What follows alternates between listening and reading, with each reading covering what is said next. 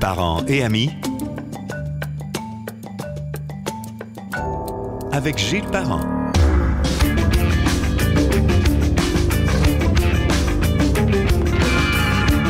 Bienvenue sur Parents et Amis, le podcast que l'on retrouve sur plusieurs applications, sur Spotify, sur Google Podcast, sur Balado de Apple et également, évidemment, sur gillesparent.com. Et vous pouvez aussi le retrouver sur YouTube, sur le canal de Parents et Amis. Nous avons fait une petite courte pause d'été et on arrive pour la lancée d'automne avec un sujet qui a marqué l'année, les Jeux olympiques de Tokyo qui se sont déroulés cette année, qui étaient déjà historiques avant même d'avoir pris leur envol. D'abord, les Jeux de 2020 en 2021, ça fait assez particulier. Dans le livre d'histoire, ça va être une curiosité intéressante. Puis des circonstances liées à la pandémie mondiale les ont rendus tout à fait exceptionnels. Après la clôture de ces Jeux sans précédent, j'ai pensé vous offrir un bilan, un regard avisé sur l'événement avec un athlète olympique devenu homme d'affaires, puis ensuite communicateur, analyste et animateur. Puis on le trouve tellement bon. Bonjour Dominique Gauthier, comment ça va? Bonjour Gilles, c'est un plaisir de te reparler. Comment tu vas? Oui, ça va très bien. Écoute, c'est moi qui vais te poser les questions. J'ai tellement de choses à te dire. Je pense on va parler des Olympiques de toute évidence, mais je veux savoir que on s'est parlé beaucoup quand tu étais avec Jennifer, tu étais encore avec, quand elle faisait du sport, puis après ça, le retrait, la famille. Mais là, on est rendu quelques années plus tard. Fais-moi un petit bilan. Comment ça se passe chez vous? Ça bouge? Ça bouge. Les enfants, 2 garçons de 6 et 8 ans. On a déménagé à Vancouver il y a un peu plus de 5 ans maintenant. C'était juste un choix de style de vie. Les montagnes nous appelaient depuis longtemps. Puis comme on est des skieurs, bien, on a décidé de faire le grand saut. Puis moi, j'ai inventé ça, le travail à la maison avant la pandémie. Donc, pour moi, c'était pas un problème. Je travaillais déjà de la maison. Fait qu'on s'est dit, si on veut le faire à un moment donné, faut le faire maintenant. Et à date, on n'a pas regretté. Mais tu sais, je suis retourné à Québec quand même régulièrement, puis c'est sûr que de quoi qui nous manque. Quand on habite dans l'Ouest, c'est merveilleux, c'est la beauté, mais c'est pas la même qualité de vie sociale, je dirais. Tu sais, on l'entend souvent, hein, les gens de Québec, la joie de vivre et tout ça. Puis c'est vrai, faut sortir pour s'en rendre compte.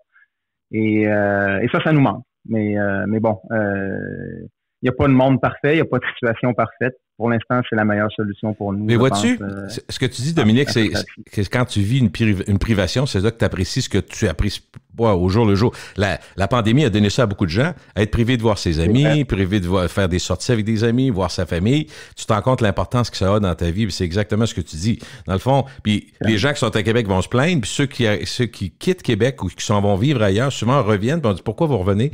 Ben ils disent on revient parce que pour des raisons souvent humaines, dans le fond. On n'est pas malheureux, tout va bien, mais 100% parfait, non. Mais le lien filial, familial, ça reste fort quand même.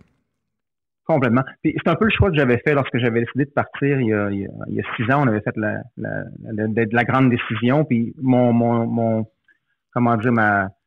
rationnel, je pensais en anglais un petit peu, là, mais mon raisonnement était que si je l'essaye pas, je vais chialer toute ma vie, puis je vais devenir un grumpy old man parce que je vais chialer contre l'hiver toute ma vie.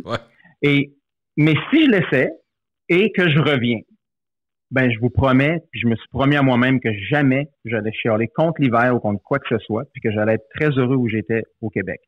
Et ça risque d'arriver encore, hein. Je dis pas que je reviendrai pas. Puis si je reviens, je me plaindrai plus. Mais il fallait au moins que je l'essaie. Et ça nous permet, comme tu dis, de voir ce qui nous manque un peu, puis les beautés des choses qu'on n'appréciait plus nécessairement parce qu'elles sont dans notre cours.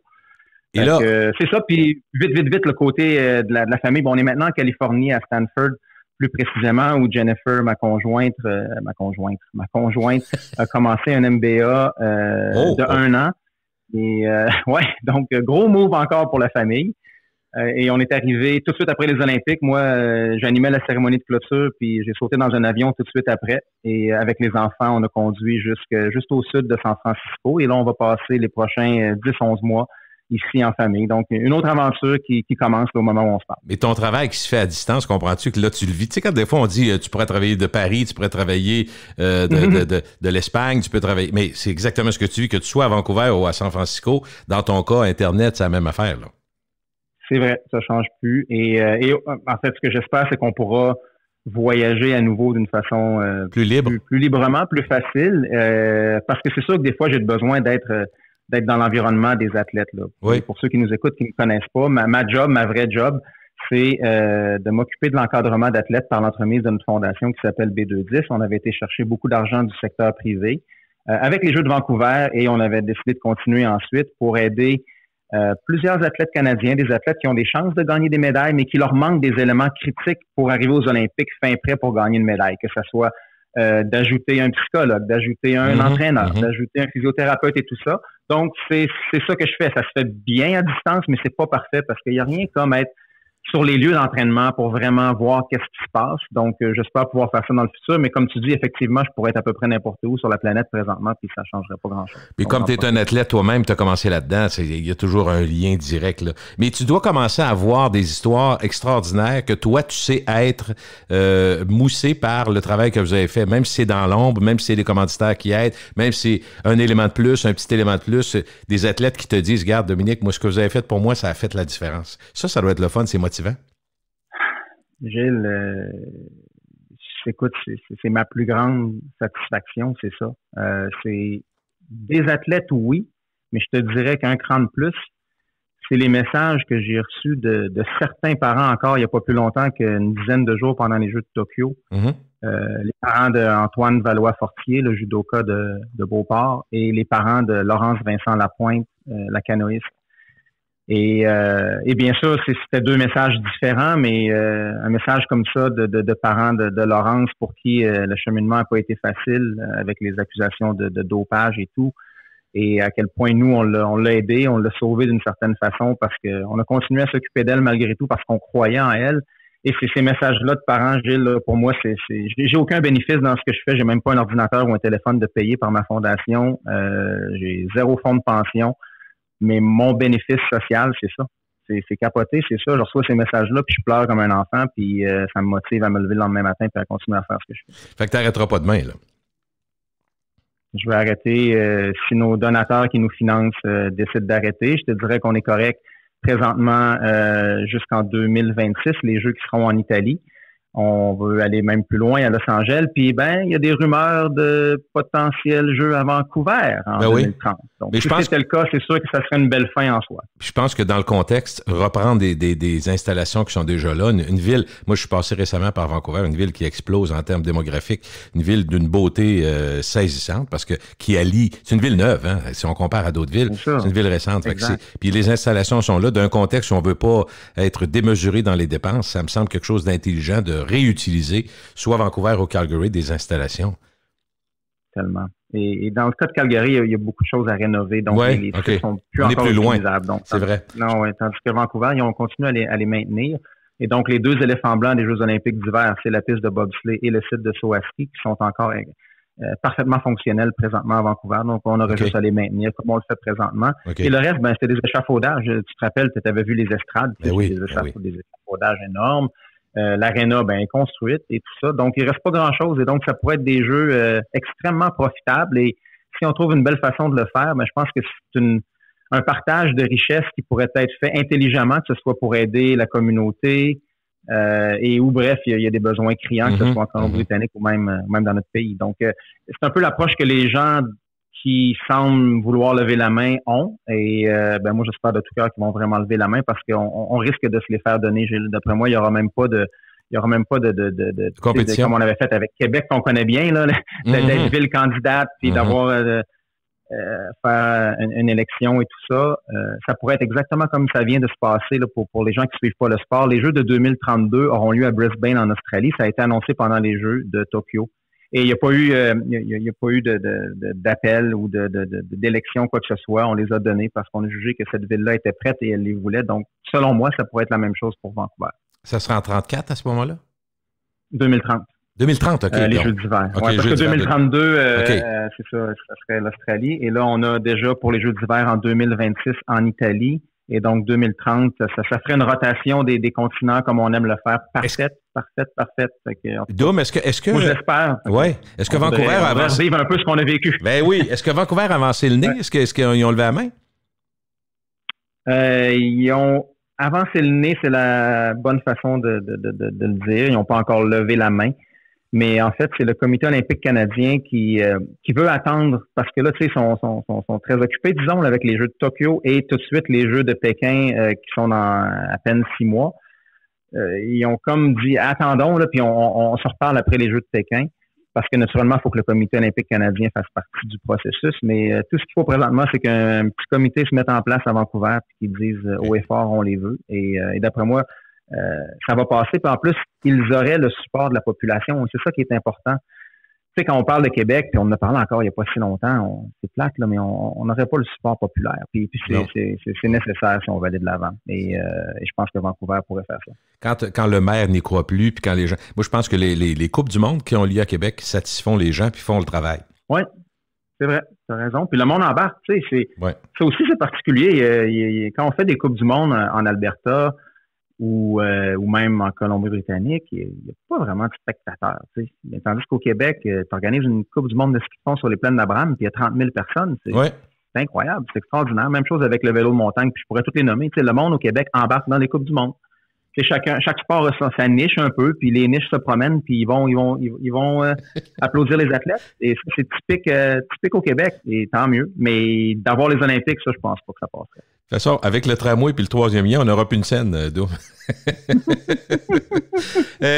Parlons un peu des sentiments qui t'habitent au sortir des Jeux, parce que j'imaginais quand tu embarques dans l'avion, tu t'en vas rejoindre ta blonde, tout ça, tu viens de sortir des Jeux olympiques, la télé, les rencontres avec les athlètes, il y a beaucoup de choses qui te tournent dans la tête, mais avec un petit peu de recul, quelques jours de recul, c'est quoi tes sentiments au sortir de ces Jeux qui sont sans égal quand même? C'est un espèce de gros « ouf ». Ça a eu lieu. Tu sais. C'est vraiment là ça que je ressens, puis on pourrait débattre est-ce que ça aurait dû avoir lieu ou pas, je comprends. Mais moi, mon point, écoute, c'est de dire que pour ces athlètes-là, c'était un risque qui était calculé et qui en valait la chandelle. Et on savait que en allant au Japon, que les Japonais feraient bien les choses. J'ai habité 4 ans au Japon parce que j'étais l'entraîneur de l'équipe japonaise de ski de 2002 à 2006. Donc, je connais bien le peuple japonais. Et je savais qu'ils pourraient relever ce défi-là. Et donc, j'étais heureux pour les athlètes que ça allait avoir lieu. Puis en même temps, j'étais confiant que les Japonais le feraient bien.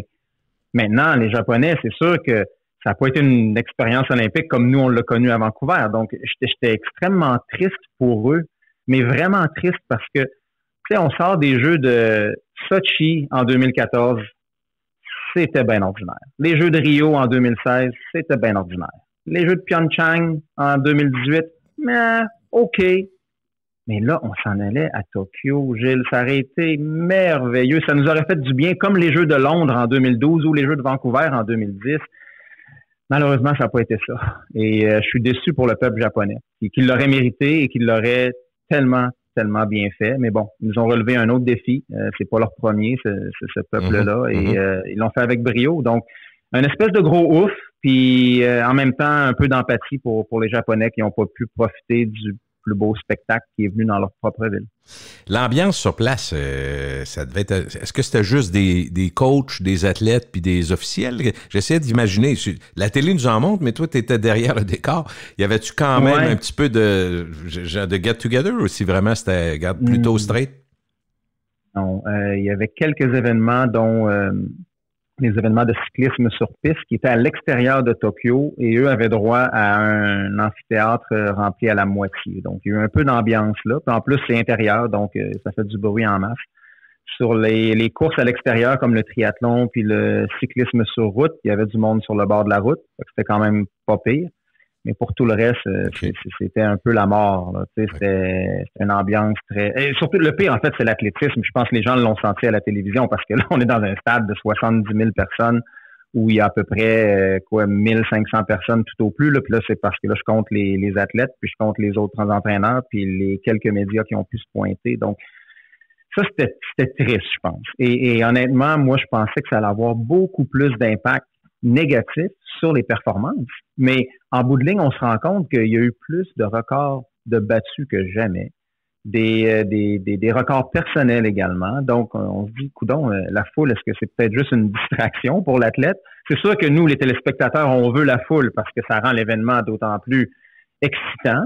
Et ça nous fait vivre des émotions plus profondes lorsqu'on voit un athlète qui court autour du stade avec son drapeau plutôt que d'être tout seul à faire salut à 2-3 personnes quand il y a 70 000 personnes qui l'acclament. C'est pas la même émotion, c'est sûr.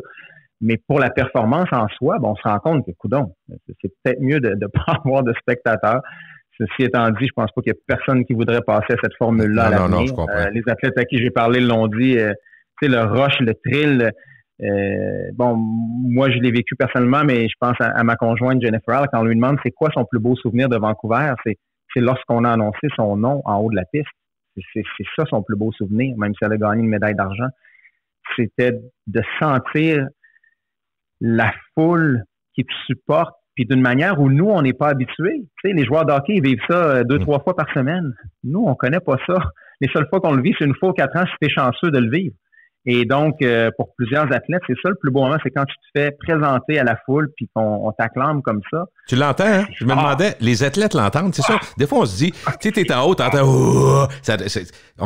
On n'est pas là, nous autres, mais toi, tu l'as vécu en haut de la piste. Ça doit être assez.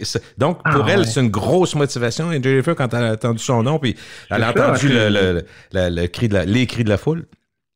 Exactement. C'est sûr que là, c'était au Canada, fait que c'était 100 fois plus fort, mais elle avait vécu la même chose en Italie, là, 4 ans plus tôt à Turin. Donc, pour les athlètes, je trouvais ça dommage. Mais en bout de ligne, écoute, tu sais, les Jeux olympiques, ce qui fait que c'est une machine qui fonctionne, c'est quand même que c'est un show de télévision. Puis, je pense que somme toute, ça a été très bien livré, que ce soit avec le son, le bruit dans les amphithéâtres qui était augmenté, tout ça.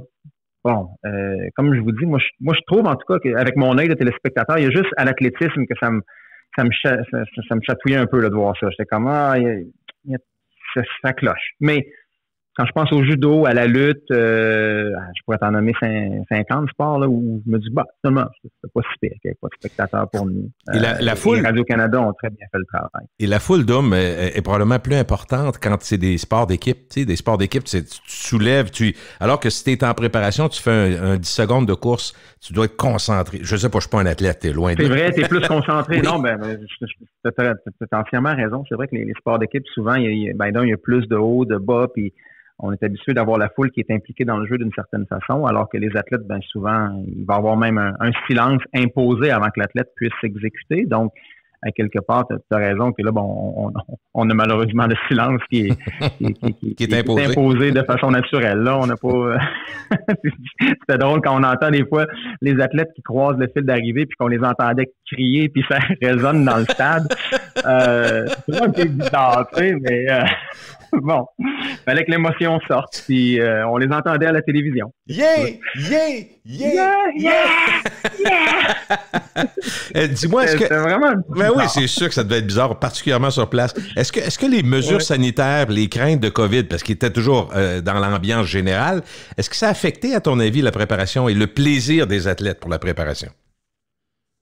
Oui, parce que c'est sûr que quand tu arrives sur place, aussi, la fébrilité des jeux, c'est de vivre justement l'ambiance qui règne dans la ville où on est. C'est l'ambiance dans le village des athlètes, pas juste à travers notre équipe canadienne, mais d'être mêlé avec tout le monde. Et dans le cas des Jeux d'été, c'était 205 pays qui étaient là. Donc, ça, c'était pas là. T'sais. Il y avait un petit peu d'ambiance qu'on me dit vers la fin des Jeux là, dans le village olympique parce que, c'est un peu comme tout, à un moment donné, les Olympiques sont presque terminés. Plusieurs athlètes ont terminé. Puis, soudainement, un certain relâchement des mesures peut-être un peu, puis on s'en permet plus. Et il y avait un petit peu d'ambiance vers la fin, mais sinon, tu vas à la cafétéria, tu ramasses ton snack, puis tu retournes dans ta chambre. C'est pas les mêmes jeux. Puis, écoute, je suis le premier, moi, tu sais, j'aime la performance, j'aime la victoire, mais en même temps, je suis pas contre l'expérience non plus. Puis là, l'expérience, c'est sûr que ça a manqué beaucoup pour ceux que c'était leur premier jeu et pour la plupart d'entre eux, leur seul jeu. Ouais, c'est plate. En même temps, je suis certain que tout le monde vous dirait qu'on est heureux d'avoir pu performer malgré tout, mais c'est sûr que l'expérience est pas la même. Maintenant, les distractions avec les mesures et tout ça, c'était pas si pire dans le sens que c'est déjà un village olympique, il y a déjà beaucoup de mesures, tu sais, le lavage de mains, les stations sanitaires pour se nettoyer les mains, tout ça, sont déjà toutes là. C'est déjà une espèce de bulle. On fait attention, on se serre pas trop de mains quand on est dans un village olympique parce qu'on veut pas être malade. Donc, c'est sûr que là, c'était à l'extrême avec les masques et tout. Mais en bout de ligne, tu sais, les athlètes embarqués dans l'autobus, et souvent, il y était 2-3 dans un autobus. Alors, c'était quasiment plus facile. Il y avait moins de files d'attente. Tout roulait plus rondement. Donc, en bout de ligne, expérience, avec moins d'émotion, moins de fébrilité, mais une expérience somme toute plus simple à quelque part. Puis c'est peut-être ça qui a permis d'avoir des si bons résultats parce qu'il y avait moins de distractions. Il y avait, tu sais, normalement, tu as toujours tes commanditaires, que ce soit Nike, Oakley et tous les grands que je pourrais te nommer, qui ont toutes des maisons sur place. Puis là, ils invitent les athlètes. Puis là, c'est un peu la fête, un peu de social. On les présente, on amène la famille. La Maison du Canada qui est là aussi. Puis écoute, ça vient avec son lot de distractions aussi, puis qui peut avoir un impact sur la performance. Donc, à quelque part, je pense que ça a contribué. Mais encore une fois, il n'y a personne qui va vouloir retourner en arrière et dire on va faire ça comme ça à l'avenir. Là, oublie ça. Sinon, Dominique, les jeux seront plus les jeux. On va parler des performances athlétiques dans quelques secondes. Je voulais juste te parler si, à ta connaissance, il y a des athlètes qui ont été testés positifs et que leur rêve olympique s'est effondré parce que c'est arrivé au mauvais moment. Est-ce que tu as quelques histoires de... Y en a-tu trop? Je sais pas. Écoute, c'est plate à dire, mais il y en a juste 30. Puis un peu comme on a parlé des décès pendant toute la pandémie, on ne peut pas dire il y a juste eu 2 morts aujourd'hui. Tu sais, c'est jamais juste. Non. Mais en même temps, quand tu penses qu'il y a juste 30 athlètes sur un peu plus de 11 000 à qui c'est arrivé, c'est infime. C'est plate. C'est 30 de trop, mais wow! C'est impressionnant qu'il y ait juste eu 30 personnes. Et à ce que je sache, bon, c'est sûr qu'il y a sûrement un grand athlète d'un pays que je connais pas, là, qui a peut-être manqué sa chance de médaille, mais il n'y a pas eu d'André de Grasse de ce monde là, qui ont testé positif et qui ont manqué le jeu. Là. Sinon, je n'aurais entendu parler. Là. Tous les grands, les favoris et tout ça ne faisaient pas partie de ces 30 noms-là. 30 de trop, mais maudit, c'est pas beaucoup quand on y pense. Puis bravo encore une fois aux Japonais et à tout le monde qui ont réussi à contenir tout ça. Et je m'attendais au pire parce que c'était un peu ça. Hein, lorsqu'on parlait d'avoir les Jeux finalement, pas plus tard qu'au mois de mai ou juin, je me disais, bon, OK, on est content, il y a les Jeux, mais ça sera pas des Jeux justes parce que il y en a qui vont se faire prendre. Il y en a qui vont être dans un avion à côté de quelqu'un qui l'a. Il y en a un qui va l'attraper en serrant la main à un autre. En tout cas, bref, je m'attendais à ce qu'il y en ait au moins 300-400 puis que là-dedans, il y ait des gros noms. Et non, ça n'a pas été le cas. Donc, tu sais, somme toute, tu dis, écoute, ça a valu le risque à quelque part. Et ça a été bien géré. Mais c'est plate pour ces 30-là. Là. Ça doit être l'horreur. Ça doit être l'horreur. Ça, c'est quand c'est ton nom qui sort du chapeau, là, tu vas dire, mais ça se peut pas. Tu sais, mais c'est le risque que tout le monde était prêt à prendre aussi. Tu sais, tout le monde te dirait aujourd'hui, en sachant ce qu'on sait, regarde, il va en avoir 30, es-tu prêt à y aller? Oui, puis je pense même si on te disait, il va en avoir 500, es-tu prêt à y aller? On dirait, oui, go, on le fait pareil, tu sais. Parce qu'un athlète est à un point tel motivé qu'il est pratiquement obsédé, tu sais, par sa compétition olympique. Donc, on est prêt à tout, on est prêt à prendre tous les risques.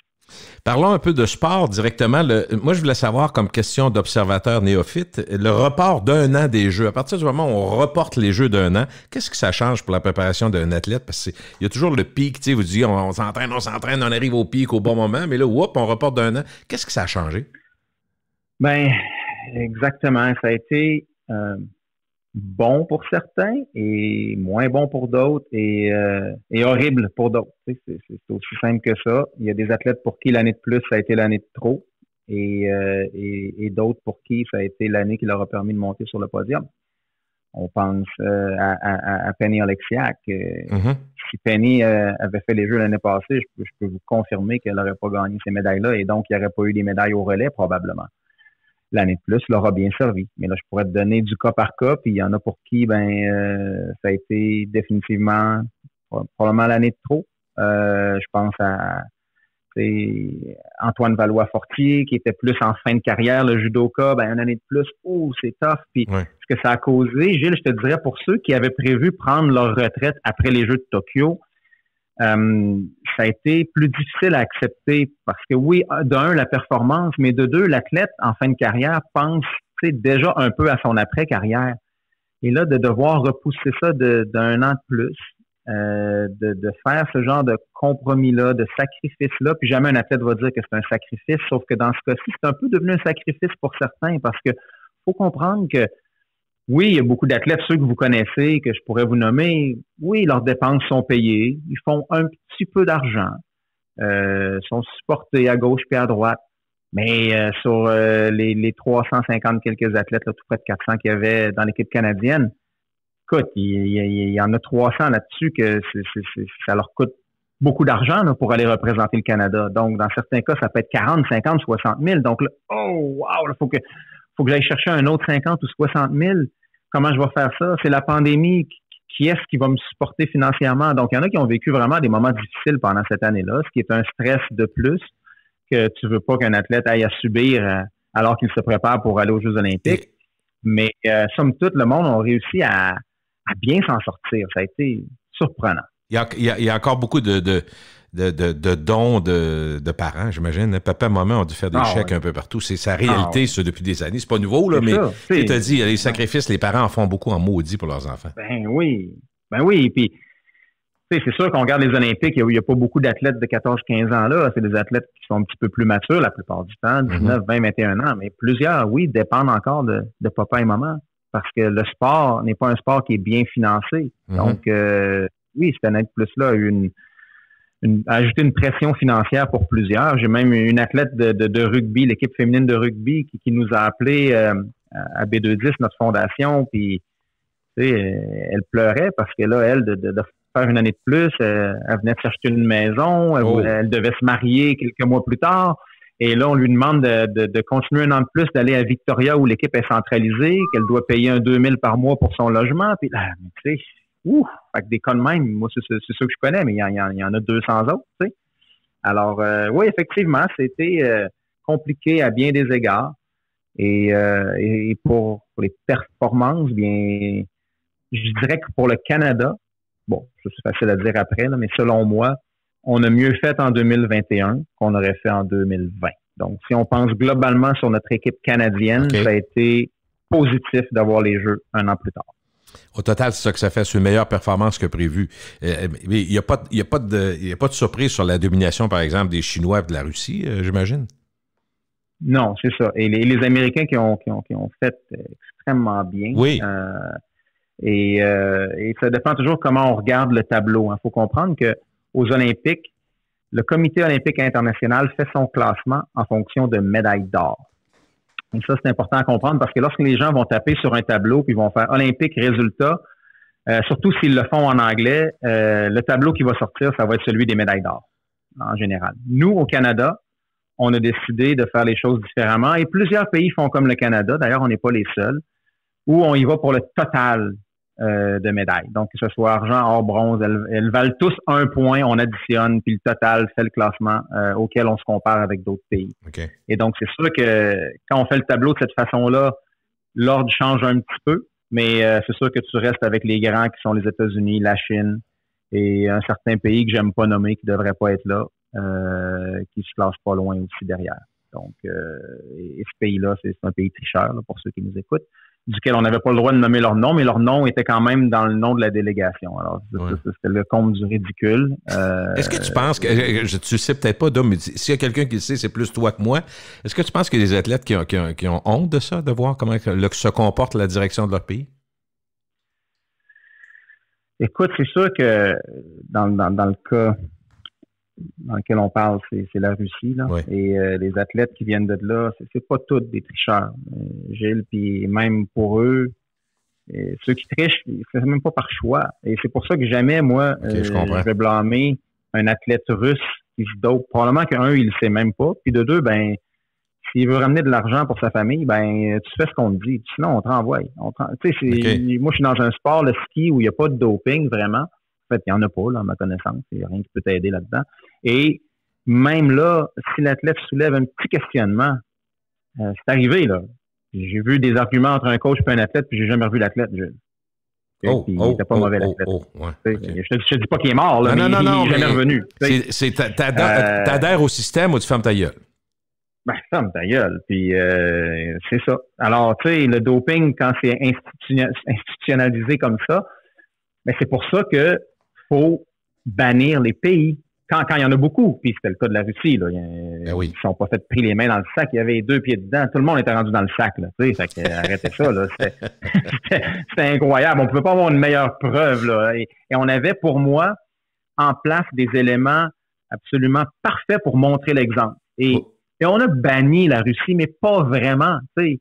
on le fait à moitié, une demi-mesure. Puis c'est sûr que si on y allait avec le grand coup de barre que moi je demande, ben oui, il y a des pauvres athlètes propres qui n'ont jamais rien fait ou qui sont dans un sport où le doping ne change absolument rien puis qui vont écoper. Oui, mais combien d'athlètes qui trichent pas dans les autres sports où la Russie triche, qui écopent parce qu'on ne bannit pas la Russie? Vrai. Alors, à un moment donné, il faut que tu regardes combien t'en brimes versus combien que t'en brimes de l'autre bord. Tu sais.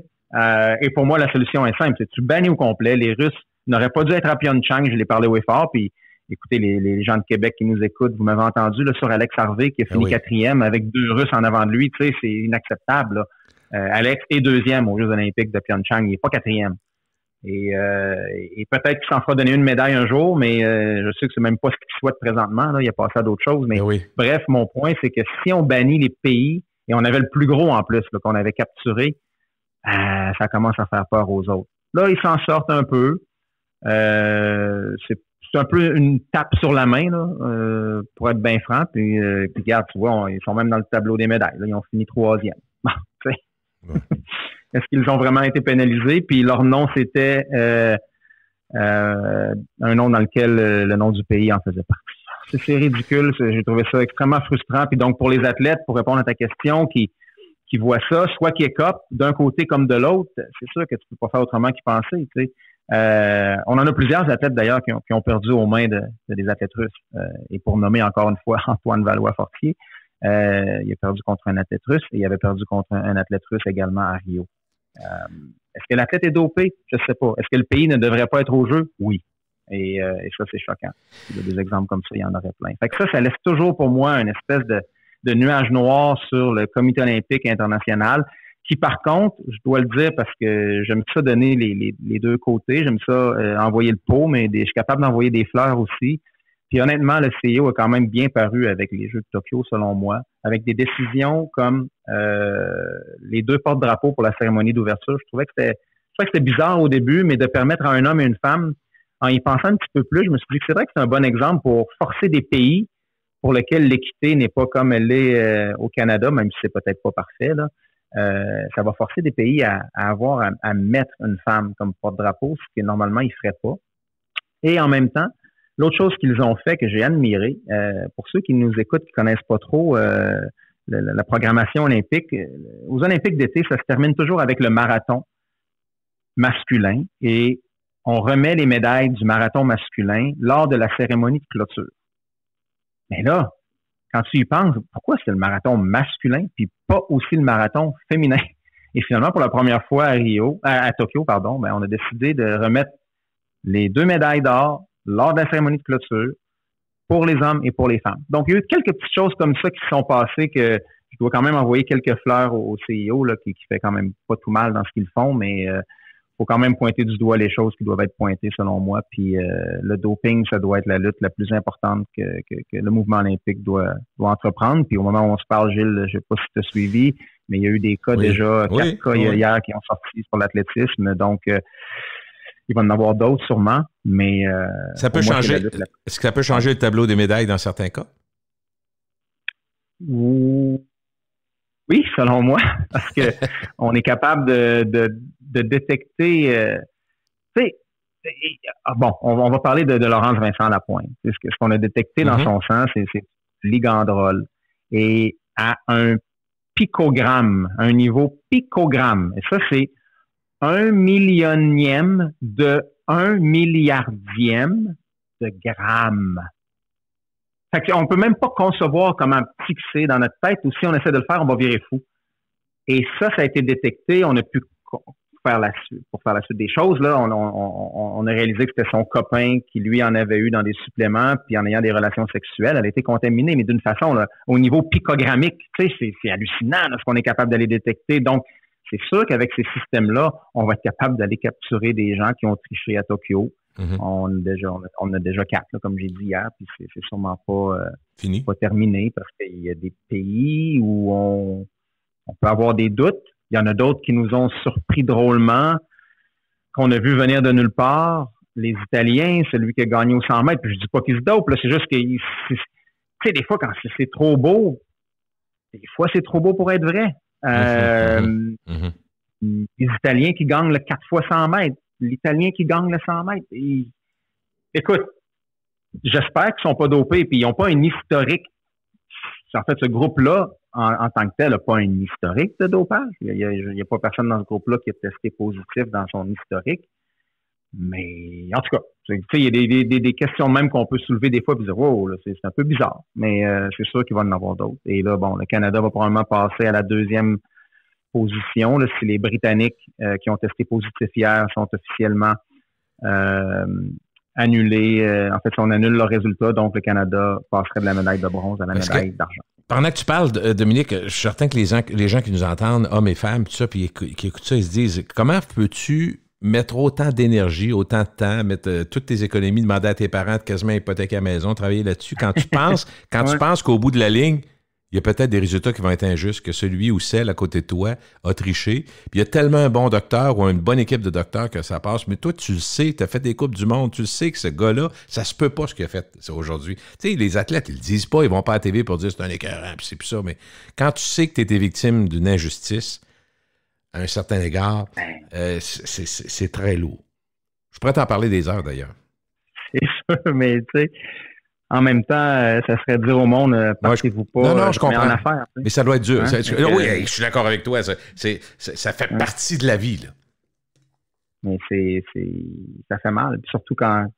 Peut-être parce que c'est dans le sport, on le voit, tu sais, on peut avoir les doutes. Puis c'est des athlètes qui voyagent ensemble à travers le monde la plupart du temps parce que c'est soit des circuits de Coupe du Monde ou des Grands Prix. Tu sais, quelqu'un qui disparaît toujours, que tu vois pas le soir, que tu sais, il y a des signes. Et les athlètes sont pas fous, ils voient ces signes-là. Fait que c'est sûr qu'à un moment donné, tu deviens un peu paranoïaque quand toi, tu es un athlète propre de voir des choses qui pourraient se passer en arrière des murs. Mais bon, écoute, il y a quand même plusieurs sports où c'est pas un cas, là. Mais c'est parce que les sports d'été, surtout, c'est là où on en parle plus. Parce que les sports d'hiver, bon, naturellement, il y a le ski de fond, le biathlon, mais les sports dans lesquels nous, on excelle, surtout les Canadiens, les sports acrobatiques de toutes sortes, les sports de glisse, il n'y a pas vraiment de doping. C'est sûr qu'en jeu d'été, ça ressort plus, puis on peut se poser des questions, tu sais, puis en même temps, les systèmes de détection sont de mieux en mieux. L'Agence mondiale antidopage fait quand même bien son travail. Est-ce que c'est parfait? Non, mais ça ne peut pas être parfait, tu sais, c'est comme dans le monde de l'électronique, il y aura toujours un hacker du hacker. À un moment donné, c'est une course à qui va... Tu prendras jamais les devants, jamais. C'est une bonne comparaison. C'est une bonne comparaison, le doping, puis le médecin qui fait l'injection, puis le hacker qui réussit à déjouer le système. Déjouer le système, ça serait toujours la phrase. Ça va toujours exister. Mais dis-moi, tu viens d'évoquer les Jeux d'hiver. Dans 6 mois, une compagnie comme B210, vous autres, et le Sport Canada, mettons, est-ce que ça se planifiait bien, ça se gérait bien d'avoir deux jeux finalement si rapprochés en dedans de 6 mois, été, hiver? Je vous dirais que pour nous, là, à B210, qui s'occupe de l'encadrement des athlètes, c'est vraiment pas un facteur. Okay. C'est pas grave. Par contre, pour le Comité olympique canadien, aïe, quel mot de tête. Ça se bouscule? Parce que là, eux, ils ont des équipes et maintenant que les Jeux sont alternés aux 2 ans, été, hiver, tu as la même équipe ou presque, là, tu sais, qui travaille pendant 3-4 ans en amont, puis après ça, les Jeux sont terminés, OK, là, tout était déjà en place, puis on se déplace vers les autres. On a 2 ans à peu près pour le faire. Mais là, il a fallu qu'ils construisent pratiquement 2 équipes. Parce que là, les Jeux de Pékin, ils sont tellement proches que tu ne peux pas attendre que les gens de Tokyo aient fini. Ben non, post-mortem. Parce que c'est fourré tout ce qu'ils ont vécu depuis 1 an. Là, et juste à penser aux containers qui avaient été envoyés vers Tokyo, qui là, on doit ramener parce que les Jeux sont annulés. Et là, qu'on fasse le ménage dans tout ça, que ce soit la nourriture, les vêtements, l'équipement. Et ça, c'est juste un exemple qui est très visuel que les gens peuvent comprendre. Mais là, il n'y a pas juste ça. Là, il y a tout le reste. Les gens qui sont sur place pour que ce soit les processus de sécurité, de ci, de ça, c'est capoté ce qu'eux ont vécu, là. Et chapeau au Comité olympique canadien pour l'avoir fait si bien. Mais pour eux, ces jeux-là, back-to-back, c'est pas évident. Et pour les athlètes, ça change rien parce que c'est athlètes d'été-hiver. Puis nous, dans notre cas, comme on est un petit groupe, on est comme une petite start-up, nous autres, là, tu sais, fait qu'on peut bouger facilement à gauche, à droite. Donc, c'est pas si pire pour moi. Maintenant, qui est un peu compliqué, c'est qu'on s'en va en Chine. Ça vient avec son bagage de complications, c'est clair. Oui. On vient de parler de la Russie, tantôt on parle de la Chine. Je veux que je reparte pour une heure sur la Chine? Non, on comprend que c'est un pays secret, qu'il y a beaucoup de secrets, puis il y a beaucoup de, il y a beaucoup de ça. Il y a une mainmise assez impressionnante de l'État, ça, on a bien compris, mais on gardera ça pour une prochaine chronique. Je veux que tu parles, mettons du Canada, le sport d'élite au pays. Est-ce qu'on a progressé puis rempli les promesses du passé? Parce qu'on s'est parlé souvent, on a dit, bon, on avance. Est-ce que tu trouves que le Canada fait mieux avec ses athlètes d'élite? Oui, je pense que c'est mieux en général, surtout au niveau des sports d'été où on avait vraiment un certain retard. Et on le voit maintenant. Moi, ce que j'ai aimé de voir des Jeux de Tokyo, on a fait, oui, 24 médailles, mais on l'a fait surtout dans plusieurs sports différents. Et c'est là où, pour moi, ça devient intéressant.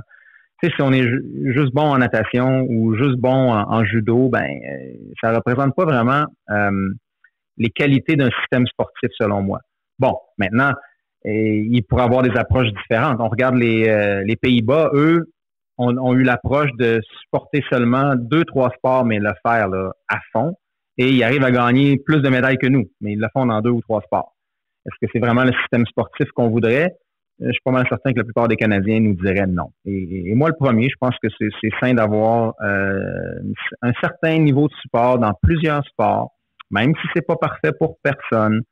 Écoutez, je pense que oui, on perd certains champions potentiels à un jeune âge parce qu'il y a une période dans l'évolution de l'athlète où ça coûte extrêmement cher puis tu fais pas encore une scène. C'est donc l'étape là entre être au niveau provincial et au niveau national, il manque définitivement du support à ce niveau-là, mais en même temps, on n'est pas la Chine, on n'est pas la Russie, donc ça sera jamais parfait le système. Là. On pourra pas payer pour tout le monde. Ça serait irréaliste de penser ça. Donc, est-ce que c'est mieux? Oui, c'est 100 fois mieux. Je pense que les athlètes sont mieux encadrés. On a un meilleur bagage de connaissances aussi au niveau de la haute performance, comment bien préparer les athlètes. Puis, tu sais, on le voit avec la natation, qui représente bien à quel point si tu mets un bon système en place, puis que tu as une certaine base de talent qui montent puis que tu t'occupes d'eux à un jeune âge, comme ils l'ont fait avec Penny Oleksiak, comme on l'a fait avec Summer McIntosh, qui avait 14 ans à Tokyo, la nageuse.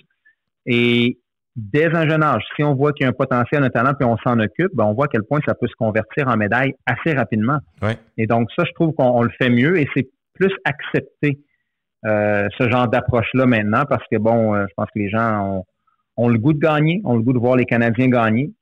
Pas au détriment de d'autres athlètes nécessairement, mais qu'on aide des athlètes qui ont des chances de médaille un petit peu plus. Je pense que pour moi, c'est la bonne approche parce qu'à un moment donné, on peut pas aider tout le monde. Donc, il faut faire des choix. Mais en même temps, le Canada, je trouve qu'on est bien équilibré. Je pense que c'est le mot. On est bien équilibré dans notre système sportif. Puis certains vont vous dire, ça c'est pas bon, ça c'est pas bon, ça c'est pas bon. Puis même moi, je pourrais partir pour une heure sur ce qui est de pas bon. Mais à un moment donné, c'est bien beau là, miser la perfection, mais des fois, la perfection, ça se fait pas. Là. Dans la réalité où on est, il y a du monde qui attend encore à l'hôpital. Là, donc, c'est ça, je comprends. Faut prioriser les choses à bonne place. Et relativiser, effectivement. Avant de te laisser partir, je veux que tu me parles un petit peu du Japon. Tu as quand même vécu là 3-4 ans. Tu en as évoqué quelques mots au début, mais est-ce que les Japonais sont restés les mêmes? Ce que tu as vu là, au Japon, est-ce que tu as senti que c'était le même pays assez réservé quand même, ordonné, structuré? Je me rappelle les discussions qu'on avait ensemble sur eux. Oui, puis je te dirais que moi, ça m'avait frappé à l'époque. Je le voyais le changement, là, parce que moi, j'étais entraîneur d'un sport qui est quand même assez jeune, le ski acrobatique. Donc, j'en avais des jeunes là, qui étaient juste sur le point de monter sur l'équipe, qui avaient 14, 15 ans. La moyenne est à peu près 18, 19, mais j'en avais quand même des plus jeunes. Puis je voyais vraiment là, le gap générationnel là, entre les gens là, qui étaient à l'époque dans la trentaine, puis ceux qui étaient des jeunes adolescents, là, puis c'était frappant. Donc, c'est un peuple qui change beaucoup. Puis de quelle façon? Bien, tu sais, on les connaît dans tout le respect japonais, l'honneur, très poli, très réservé. Et là, pas qu'ils deviennent évergondés, là, mais le peuple, les plus jeunes semblent s'émanciper un petit peu plus. Okay. Tu sais, le fameux système hiérarchical où peu importe comment tu es bon, si t'es pas le plus vieux, tu seras jamais le meilleur. Là. Puis en entreprise, c'était comme ça, dans la société, c'était comme ça. Il y a un respect extraordinaire pour l'âge. Et c'est beau, j'admire ça, mais à un moment donné, tu sais, dans une entreprise où si on veut une société performante, à un moment donné, il faut aussi encourager la performance, les résultats puis le potentiel. Et ça, je pense que c'est en train de changer un petit peu. Est-ce que c'est bon, pas bon? C'est sûr que lorsqu'on voit notre culture changer, ça fait toujours peur. Mais en même temps, il y a une évolution qui, pour moi, est naturelle et la société plus jeune du Japon est définitivement plus moderne, là, dans le sens de la modernité comme on le connaît. Ouais. Mais si j'étais japonais, ben, c'est juste des choses banales. Un exemple que je pense que les gens peuvent visualiser bien. Les jeunes que je coach, je manie les baguettes mieux que les jeunes que je coachais. Eux sont avec une fourchette et un couteau. Alors qu'il n'y a pas personne en bas de 40 ans qui mange avec une fourchette et un couteau au Japon. Tout le monde est avec des baguettes, peu importe ce qu'on mange. Puis c'était même encore pire il y a 100 ans. Mais là, en dedans de 30-40 ans, bang, là, la génération ne se sert plus des baguettes. C'est simple comme exemple, mais ça représente beaucoup pour moi. Puis je trouve que ça fait peur. Ça me ferait peur si j'étais japonais. Et en même temps, ils ont réussi toutes ces années à se protéger. Puis je me rappelle, j'en avais parlé avec toi un peu. C'est un peuple qui vit une certaine forme de racisme, il faut se le dire. Et c'est pour ça que quand tu te promènes à Tokyo, ou encore pire, à Tokyo c'est le mauvais exemple là, parce que c'est tellement une mégalopole, mais si on va au nord de Tokyo où moi j'étais, si je croisais un blanc, là, on s'envoyait la main et on se disait bonjour. Là, c'était hey, tu viens de où? Comment ça va? Parce qu'il n'y en a pas. C'est difficile de vivre là-bas si tu es un expatrié, là, si tu n'es pas un japonais. Et c'est une île, petite île, très conservateur, donc ils ont réussi à se protéger. Fait que, donc tu vois que pour eux, c'est important de garder ça. Là. Donc la forme de racisme que je parle est peut-être pas aussi discriminatoire que ce qu'on peut imaginer quand on pense au racisme qui a été vécu aux États-Unis il y a 200-300 ans, puis encore à ce jour, hein, encore l'année passée, tabarnouche. Mais il y a une autre forme plus polie de racisme qui se vit là-bas. Et c'est ça qui fait que je suis certain que ces gens-là doivent avoir peur de voir comment la société, les jeunes, la prochaine génération est en train de changer et d'évoluer d'une façon qui, selon moi, fait peur aux traditionalistes un peu plus vieux. D'une certaine façon, il y a plusieurs grandes villes en Chine où on vit le même problème. Des générations plus anciennes, plus vieilles, les gens plus âgés trouvent que les Chinois se sont américanisés, même s'il y a une guerre avec les États-Unis à bien des égards politiques et économiques. Des mauvaises habitudes. On dit les mauvaises habitudes de l'Amérique ont été prises. Tout le monde est rendu obèse, tout le monde a des problèmes de santé qu'il n'y avait pas avant. On est moins, tu sais, bon, c'est une réalité qui est mondiale dans les pays développés. Tu sais, j'osais avec des gens qui parlaient, exemple, qui parlaient de ceux qui travaillent sur la ferme, même au Canada, et au Québec, partout. Avant, ils partaient le matin, puis ils allaient porter leur vache dans le champ. Aujourd'hui, c'est sur le 4 roues, bing bang. Il y a des problèmes d'obésité là aussi, et puis personne, tu sais, c'est quelque chose. La modernité a amené ça, là, tu sais, puis en même temps, c'est difficilement contrôlable, c'est presque irréversible, mais on peut se questionner, effectivement, on peut se questionner. Ça va vite, ça va très vite, puis on a moins le temps d'arrêter, penser, réfléchir. Je ne veux pas faire de la philosophie à Saint-Saëns, mais c'est ce genre de discussion que tu as entre amis, des fois autour d'une bouteille de vin, en disant « Tabarouette, il me semble qu'on n'a plus le temps de penser à rien. C'est bang, bang, bang, bang, tout va vite. » Puis ce genre de choses-là dont tu parles, c'est ça pareil. Ouais. Oui. Est-ce que ça t'avait surpris que près de 75% des Japonais étaient contre la tenue des Jeux, puis finalement, quand ça a commencé, écoute, non, c'est pas si pire, puis ils ont eu ils ont entériné, mais au début, il y avait quand même il était réfractaire. Écoute, on est bien placé au Québec pour savoir que des sondages, on peut les faire parler comme on veut. Et ce sondage-là a tellement été biaisé, Gilles, ça m'a choqué parce que à la question qu'on a posée aux Japonais, c'est le Asahi Shimbun qui est un peu comme la presse, là, c'est leur journal, leur plus gros journal. Et là-bas, la question qu'on a demandé aux Japonais, c'était est-ce que vous voulez avoir les Jeux cet été? Est-ce que vous pensez que les Jeux devraient avoir lieu cet été? Est-ce que vous pensez que les Jeux devraient avoir lieu l'année prochaine? Ou est-ce que vous pensez que les Jeux devraient être annulés, tout simplement? Mais le problème là-dedans, Gilles, c'est que l'option numéro 2 de repousser les Jeux n'était pas une option. C'est pas une option qui existait. Il n'y avait pas d'option de le faire en 2022. Donc, lorsqu'on demandait au peuple japonais s'il voulait le repousser d'un an, mais bien sûr, dans les circonstances, c'était la bonne réponse. La pandémie et tout, oui. Donc, quand on a mis ceux qui ont répondu la réponse A et B, on les a mis ensemble, ça a donné 43 plus 40 %. On est arrivé à 83 % des Japonais ne veulent pas les Jeux cet été. Mais c'est complètement biaisé comme résultat, ça. Ben oui. Et non seulement, Il y a 125 millions de personnes au Japon. Veux-tu savoir combien de personnes ont fait ce sondage-là? J'ai peur. 1500. Voyons. 1500. Et pour moi, là, c'était la révolte. Puis, bon, il y en a certains qui en ont parlé aussi, mais la plupart du monde ont juste lu naturellement le titre. Ouais. Le titre fait peur. Et 80%. Bon, ceci étant dit, c'est sûr que les Japonais avaient peur. Oui, il y avait peur. Il y a personne qui disait, allez, vite, vite, vite, on ouvre les valves, venez-vous-en tout le monde, c'est la fête au village. Non, mais le peuple, comme on le connaît, les Japonais, c'est un peuple d'honneur, puis je suis certain que la plupart d'entre eux se disaient, garde, c'est pas une circonstance idéale, mais on s'est engagé, puis on va le livrer. On va le faire. Peu importe. C'est ce qu'ils ont fait. C'est ce qu'ils ont fait. En fait, puis c'est sûr que, puis d'ailleurs où je suis présentement, c'est drôle, de chaque côté d'où j'habite présentement à Stanford, c'est une famille de Japonais.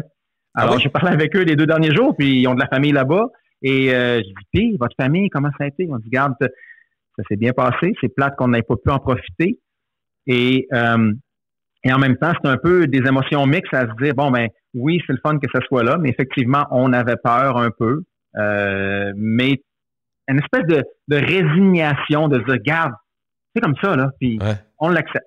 Bon. Et ça, c'est typique du peuple japonais. T'as-tu tout perdu ton japonais? T'avais quelques mots quand même? Oui. Est-ce que tu baragouines le japonais?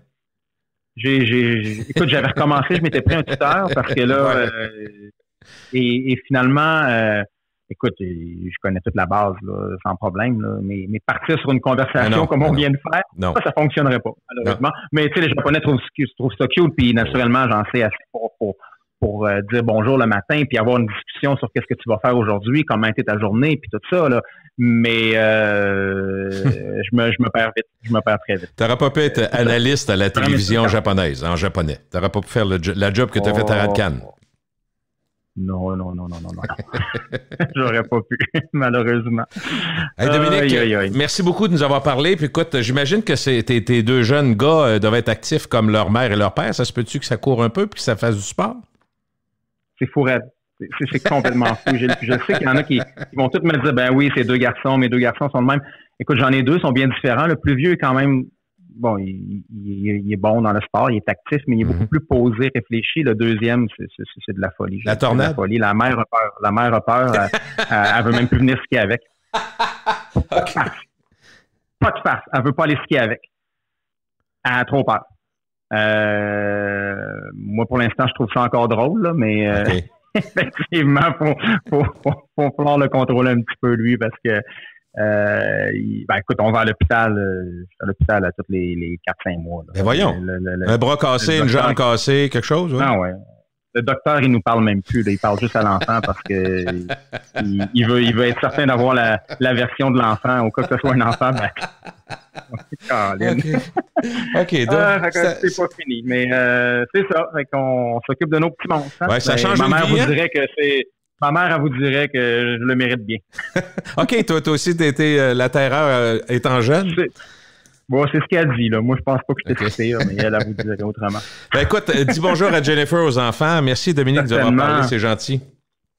Ça fait plaisir, merci. Et bon séjour. Et Dominique Gauthier, qui, évidemment, vous avez probablement vu à Radio-Canada comme commentateur, analyste et animateur, mais est aussi homme d'affaires avec B210 et soutient les athlètes d'élite au Canada.